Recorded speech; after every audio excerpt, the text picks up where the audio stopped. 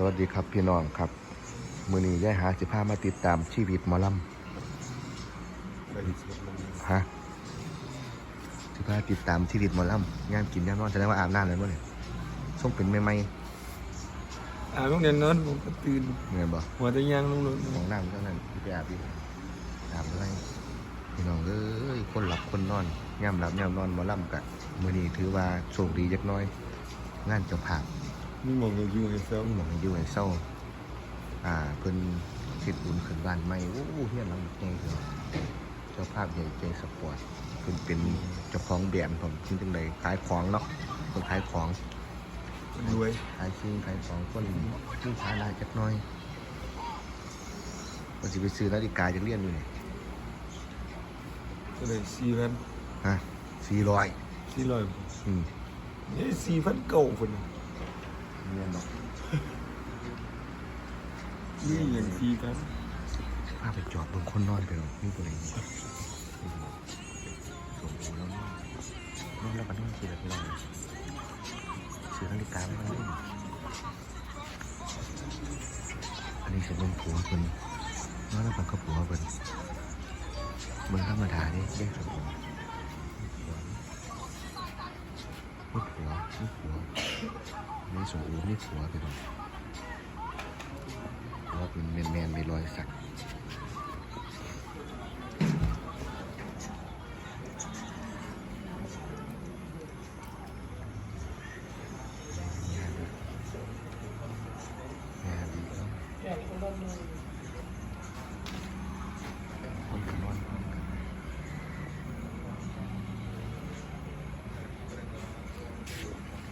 ก็จะเปลี่ยนมัน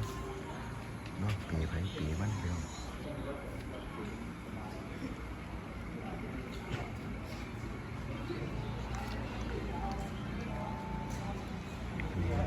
ฟันดำกันฟู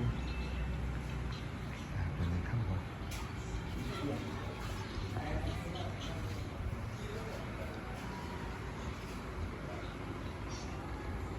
เพยตั้งมันก็ใช่เพยเลือกที่เรานางเอกเบียวชลดาตัวเทียมที่ดีมากแต่ที่จริงว่าเหตุการณ์พาพุ่มบนพื้นเนี่ยพาลงเรียนแล้วพาเลย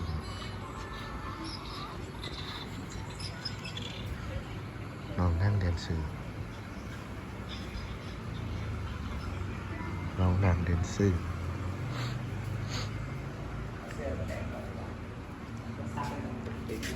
พาไปเบิ้งไปหรอกมื่อนี้เป็นบุญขึ้นบ้านใหม่ถือว่าโอ้สมหนาสมตาเจ้าภาพได้มาลองมาล่ำมา12ฉลองงานบ้านแล้วบักไก่พี่น้องเมื่อคืนนี้เขาเรียนอยู่บ้านกุดลาดตำบลกุดลาดเพื่อเมืองอุบลบ้านล้างบักไงครับเจ้าอาหารจะมาขอไปสิลวงไปเวทีเลยแรงคนนี้โต๊ะจีนแต่ว่ามาล่ำห้องเหลียอยู่ทั้งนอกไปข้ามไปเบิ้งบรรยากาศขอบคุณขอบคุณทุกเสียงทุกสายทุกคิวงานที่ติดต่อว่าจ้างมาให้ซิมงานเสียงอีสานงานหน่อยงานใหญ่แรงนี่ก็มามวนซื้อน้ำกันโอ้อาณาจักรเพิ่นไงพี่น้องสมเพิ่นมีเงินมีคำ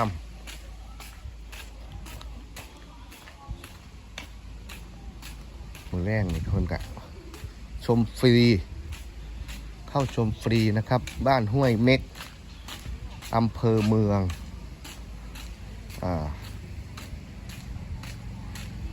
จังหวัดอำนาจเจริญ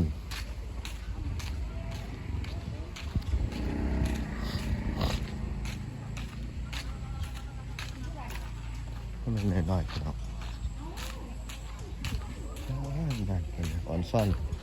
บารมีพนักเป็นของเนาะนี่แหละแข่งเหือแข่งไพ่แข่งใดแข่งวัฒนาแข่งบารมีมันแข่งกันเมื่อไรเป็นว่าตอนนี้ท่านทีมงานกำลังขึ้นฟืนขนไฟ ขึ้นปืนขึ้นไฟติดฉากติดจอแล้วระบบไฟน่าจะติดเสร็จแล้วนะเหลือติดฉากเหลือติดฉากเหลือติดฉาก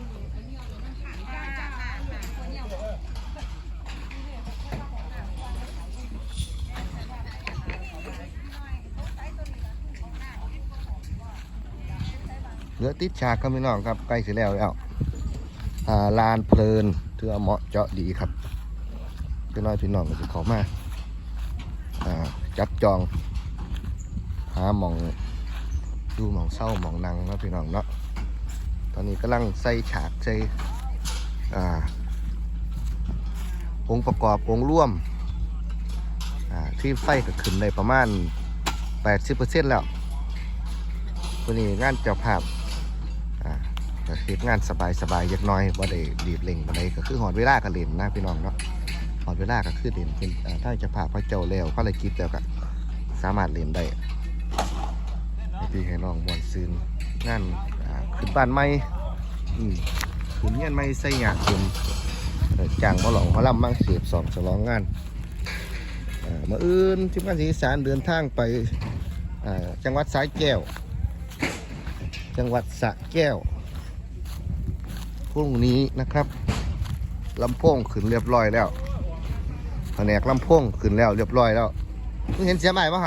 ำเห็นเสียใหม่ปะถือว่าเสียแล้ว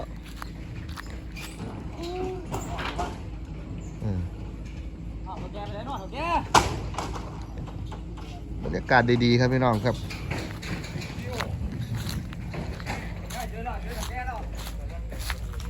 งานเจ้าภาพกับสบายนิดหน่อย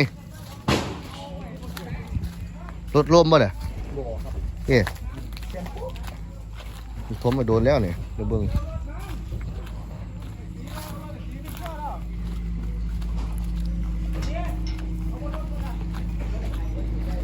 นี่ก็บรรยากาศหลังหานครับแต่ว่าคนผักอยู่ทางในเบิดคนผักอยู่ทางในเบิดเกือบ100%แล้วการเตรียมงานเนาะพวกลงเลยล่ะ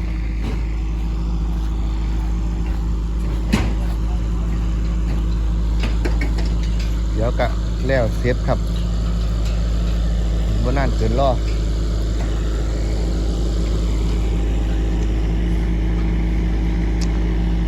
เอาพ่อกันแท้พี่น้องความมวลความซื่นอย่าลืมทีมงานเสียงอีสาน